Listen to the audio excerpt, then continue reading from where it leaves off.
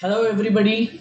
बहुत से बच्चों का मेरे पास ये डाउट आ रहा था कि सर पढ़ाई किस तरीके से करना चाहिए, what should be our full day plan, किस तरीके से हम स्टडीज को चॉक आउट कर पाए ताकि हम नियर बाय जो एग्जाम आ रहा है उसके लिए स्टार्टिंग से अभी प्रिपेयर कर पाए। तो इसी के साथ मैं आपके लिए ये वीडियो लेकर आया हूं जो ये बताता है what should be a full day plan for CA/CS students. Clear है बेटा? तो आज का हमारा फोकस ये रहेगा कि हमारा फुल डे प्लान क्या होना चाहिए। There should be some key points to focus in this, और की पॉइंट्स टू फोकस जो है वो सबसे पहला बता रहा है कि सर कितने घंटे पढ़ना चाहिए। तो बेटा अब आपको 24 आवर्स पढ़ने का जरूरत बिल्कुल भी नहीं है। अगर आप CA/CS स्टूडेंट्स हैं तो आपके लिए simple 10 to 12 hours a day पढ़ना मोर देन सफिशिएंट रहेगा। क्लियर है? और रिमेनिंग 12 आवर्स में, आई रिपीट, रिमेनिंग 12 आवर्स में आप अपने सारे के सारे काम कर सकते हैं, जैसा टेकिंग रेस्ट, लेजर, एंटरटेनमेंट और सारी की सारी चीजें। क्लियर है? तो बस आज मैं आपसे बात करने वाला हूं कि ये 10 to 12 आवर्स अ डे का स्टडी किस तरीके से होना चाहिए और किन किन चीजों पर आपको फोकस करना पड़ेगा। पहला है 10 to 12 आवर्स अ डे। ये जो 10 to 12 आवर्स डे का कॉम्बिनेशन रहेगा, it should be combination of theoretical and practical subjects. Clear है बेटा? आप जो भी कॉम्बिनेशन बनाएंगे आपको हमेशा कोशिश ये करना है कि आपका जो कॉम्बिनेशन रहेगा वो थियोरेटिकल और प्रैक्टिकल नॉलेज का होना चाहिए। क्लियर है? थ्योरी के लिए मैंने आपको अलॉट किया है 7 आवर्स अ डे। आप कोई भी एक थ्योरी का सब्जेक्ट लीजिए। Theory since easy to grasp होती है और इसमें लंबा ड्यूरेशन आपको देना पड़ता है, इसलिए इसके लिए हमने अलॉट किया है 7 hours a day. Practical since theoretical और प्रैक्टिकल दोनों का कॉम्बिनेशन होता है बेटा, इसमें एक ब्रेन का बहुत ज्यादा इन्वॉल्वमेंट होता है, कॉन्सेप्चुअल क्लैरिटी बहुत ज्यादा लगती है, इसलिए 3 आवर्स अ डे अगर आप किसी प्रैक्टिकल सब्जेक्ट को दे रहे हो तो ये मोर देन सफिशिएंट माना गया है। तो सर 7 आवर्स आपको देना है थ्योरेटिकल सब्जेक्ट्स को, वेयर एज आपको प्रैक्टिकल के लिए देना पड़ रहा है 3 आवर्स अ डे। सर ये दोनों मिलाकर तो सिर्फ 10 आवर्स ही हो रहा है और आप कह रहे हैं 12 आवर्स अ डे। तो बहुत सिंपल बेटा, जब भी आप पढ़ते हो तो आपको क्या देना पड़ेगा, 2 hours of revision theory provide करना पड़ेगा। आप 2 घंटे का क्या करेंगे, रिवीजन करेंगे। Once you are completed with your day plan of 10 hours, that is theoretical subject as well as practical subject. तो 2 आवर्स मैंने यहां पर आपको अलॉट किया हुआ है, then 2 for theoretical subjects. Clear है बेटा? तो एक बार और हम फोकस करते हैं, सिर्फ आपको 10 से 12 घंटे पढ़ने की जरूरत है। अब कॉम्बिनेशन होना चाहिए थियोरेटिकल और प्रैक्टिकल सब्जेक्ट का। सिंस थ्योरी एक लंबा प्रोसेस होता है, थोड़ा लेंथी सब्जेक्ट होता है, यहां पे आपको मैक्सिमम टाइम अलॉट किया गया है एक दिन में, that is 7 hours a day, where is practical के लिए हमने रखा है 3 आवर्स अ डे। इसी के साथ में हमने 2 आवर्स ऑफ रिवीजन सेशन भी प्लान किया है कि एक बार once you are completed with your theoretical and practical subjects, आप एटलीस्ट 2 आवर्स स्पेयर करिए कि आपने पूरे की पूरे दिन में जितनी भी चीजें पढ़ी है उसका आप क्या कर पाओ, एक रिवीजन, रिकॉल, रिकैप कर पाओ। क्लियर है? सर क्या मुझे ढेर सारे सब्जेक्ट पढ़ने का जरूरत है? तो बेटा अब 2 सब्जेक्ट पर डे भी सफिशिएंट होता है। आप सारे सब्जेक्ट्स पढ़ लेंगे, 5 सब्जेक्ट, 4 सब्जेक्ट, दोनों ग्रुप ले लेते हैं, तीनों ग्रुप ले लेते हैं, डजंट मेक एनी सेंस। अगर आप सब पकड़ने जाएंगे तो सब छूट जाएगा हाथ से। 2 सब्जेक्ट्स पर डे अगर आप प्लान कर रहे हैं तो बेटा आप मैक्सिमम सिलेबस कंप्लीट कर पाएंगे किसी भी सब्जेक्ट का विदाउट एनी कंफ्यूजन और एम्बिग्विटी। क्लियर बेटा?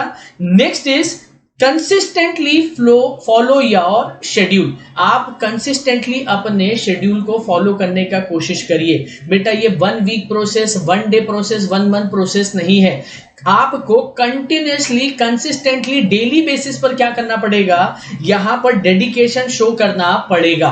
क्लियर है बेटा? Next is develop your writing practice and right answer at least 2 questions per day. आप जो भी टॉपिक कवर कर रहे हैं, जो भी सब्जेक्ट आपने कवर किया है, उस पर्टिकुलर चैप्टर का कम से कम 2 क्वेश्चन पर डे लिखकर देखिए, बिकॉज अल्टीमेटली एग्जाम में आपको राइटिंग प्रेजेंटेशन पर ही फोकस करना है।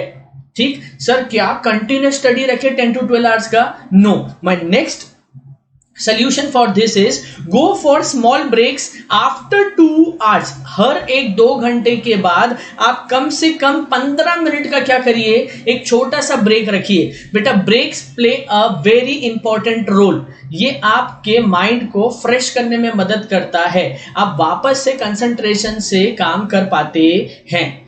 सर क्या हमें एक पावर नैप भी लेना चाहिए? Yes, you should go for a power nap of 30 minutes once in a day।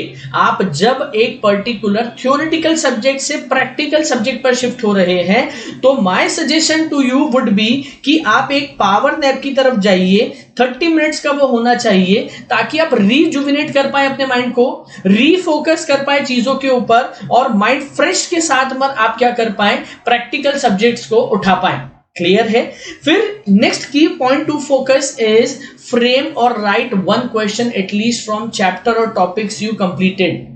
Slow and steady wins the race. बेटा सही बात है, बट आप जो भी कर रहे हो उसको आपको एक बार क्या करना पड़ेगा, लिख कर देखना पड़ेगा। Framing the answer makes you perfect. आपको एग्जाम टाइम में आंसर तो आता है कई बार, बट आप लिख नहीं पाते हो कि किस तरीके से उसे फ्रेम करें। अगर अभी से आप फ्रेमिंग की प्रैक्टिस डाल लेंगे तो it will definitely help you to write and present in perfect manner in exam.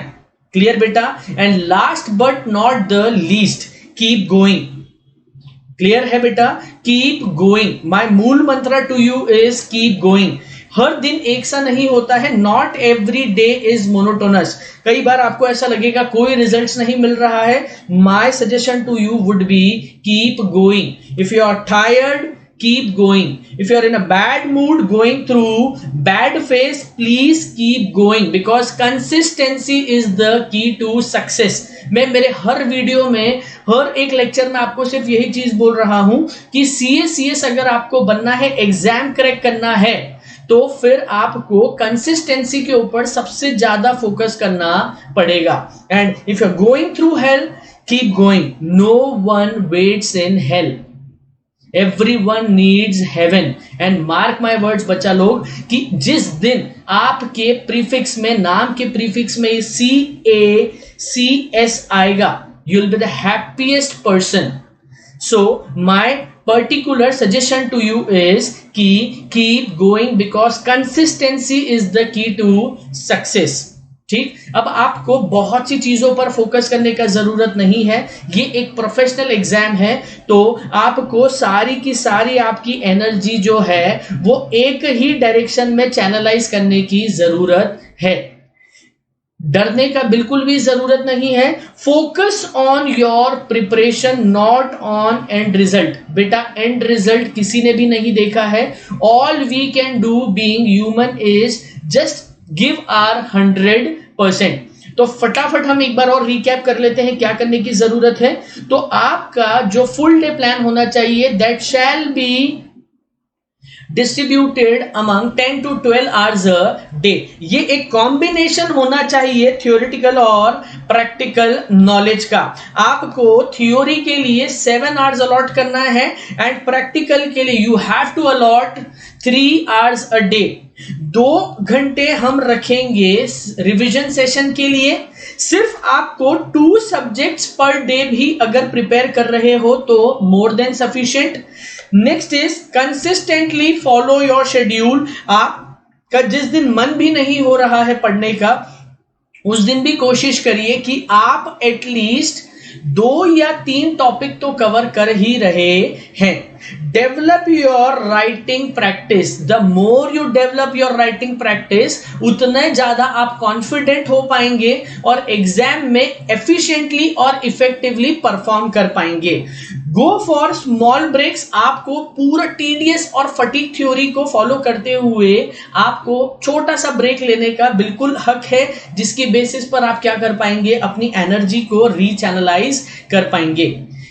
Frame करना सीखिए आंसर को एंड कीप गोइंग। बेटा कीप गोइंग इज द मूल मंत्र for preparation of CACS exam. और बिल्कुल भी अपना माइंड डाइवर्ट मत होने दीजिए, प्रेशराइज मत करिए अपनी ब्रेन को, and mark my words, you will come out with flying colours. Thank you so much. ऐसे ही वीडियो के लिए please do follow my Instagram channel. अगर आपको कोई भी दिक्कत आ रही है in your preparation, please DM me on my Instagram channel. Thank you so much.